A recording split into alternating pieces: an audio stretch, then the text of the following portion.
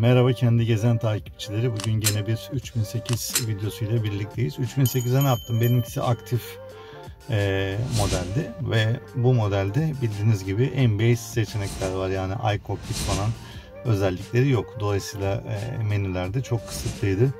Ancak ben şimdi kendim bu araca nasıl bir işlem yaptım onu söyleyeyim. Şimdi arkadaşlar şu bölümde, yani aynanın hemen altında bir kamera alanı vardı. Ben bu alanı şuradan ikiye ayırdım. Şöyle ayırıyorsunuz ve kamerayı buraya takıyorsunuz. Kameranın mavi kablosu hemen şu bölümün altında. Bunu kendinize doğru çekiyorsunuz. Çektikten sonra şunları tırnakla ayırıyorsunuz. Bunu yaptıktan sonra kodlama işlemi vardı. Kodlama işlemine geçtim. Şimdi ekranlar açılsın önce bir. Bakın benim ekranda gördüğünüz gibi bir plaka algılayıcı geldi. Ben şimdi bunu çalıştırdığımda araç sürüş moduna giriyor. Şuradan göstergeleri ayarlayabiliyorsunuz. Bakın ayarlayacağım.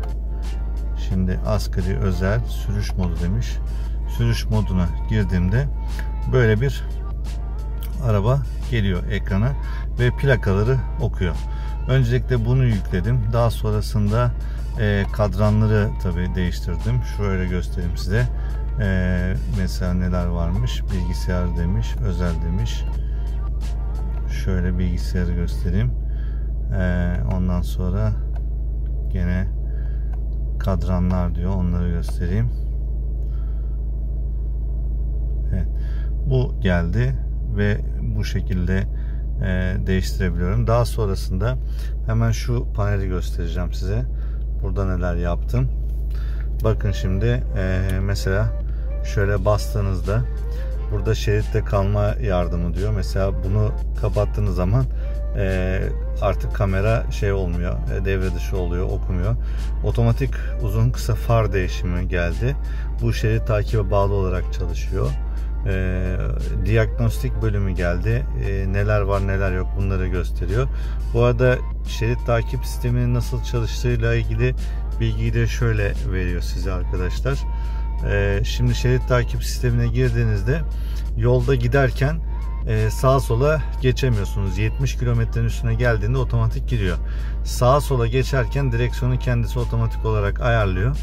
Ve eğer siz şeritten çıkmak istiyorsanız sinyal vermek zorundasınız. Sinyalle birlikte çıkıyorsunuz. Daha sonrasında şöyle bir yol bilgisayarı geldi. Bunu getirdim. Burada güzergahlara göre nasıl tüketim yaptığını bunları görebiliyorsunuz. Anlık olarak falan. Ondan sonra daha sonrasında ne geldi derseniz iCockpit geldi. iCockpit'te böyle ambiyans seçenekleri var. Bunları görebiliyorsunuz. Burada mesela aynı zamanda ayarlara girdiğimde artık ortamlar var. Ortamları görebiliyorsunuz.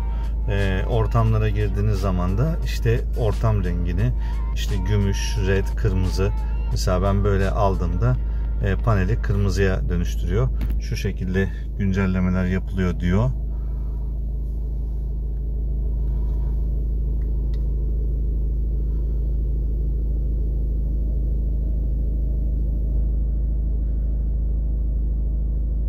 Şöyle göstereyim size. Böyle kırmızı olmuş vaziyette. Buradan hamleleri falan yaptığınızda da atıyorum. Şuradan mesela neyi alalım? Özeli alalım.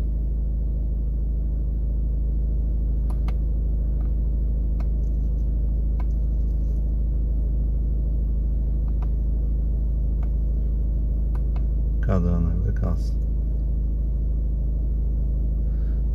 Şimdi ben bunu çok sevmiyorum. Ben Blue'da kalmasını istiyorum. Blue'ya tekrardan geri dönüş yaptıralım. Ambiyans yükleniyor diyor. Bakın şu şekilde. Yani 3 tane ambiyansı olmuş oldu. Kamerayı açmış oldum. Burada göstergede plaka algılayıcısı ve sürüş modu, şerit takip sistemi aktif hale geldi. Onunla birlikte farlar, uzun kısa farlar devreye girdi. Ekran ayarlarını buradan açıp kapatabiliyorsunuz.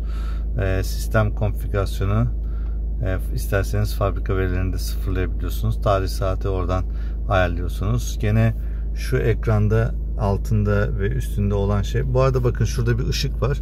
Onu da şuradan kapatıp açabiliyorsunuz. Bunu buradan kapatıp açabilirsiniz. Aydınlatmaları falan buradan yapıyorsunuz. Şuradan da tekrardan çıkalım. Ondan sonra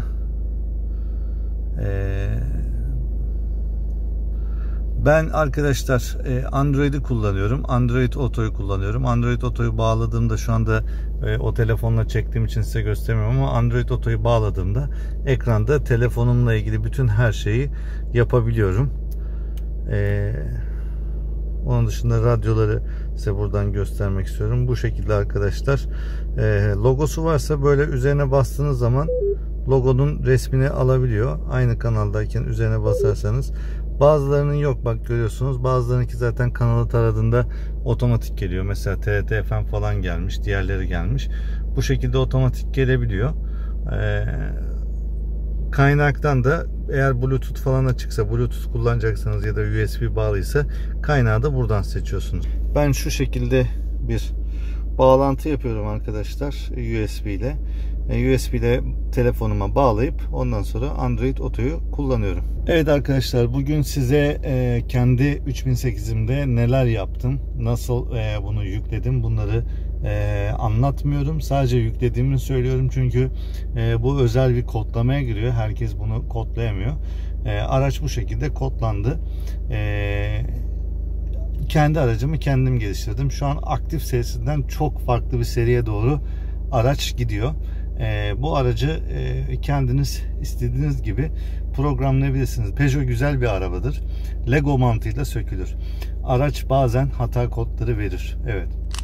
Bunu ben size bir sonraki videoda açıklayacağım. Peugeot ile ilgili neler yapmalısınız? Nasıl bakımlar yapmalısınız? Peugeot'a nasıl davranmalısınız? Bunu size açıklayacağım. Peki bir sonraki videoda görüşürüz. Kendinize iyi bakın. Hoşça kalın.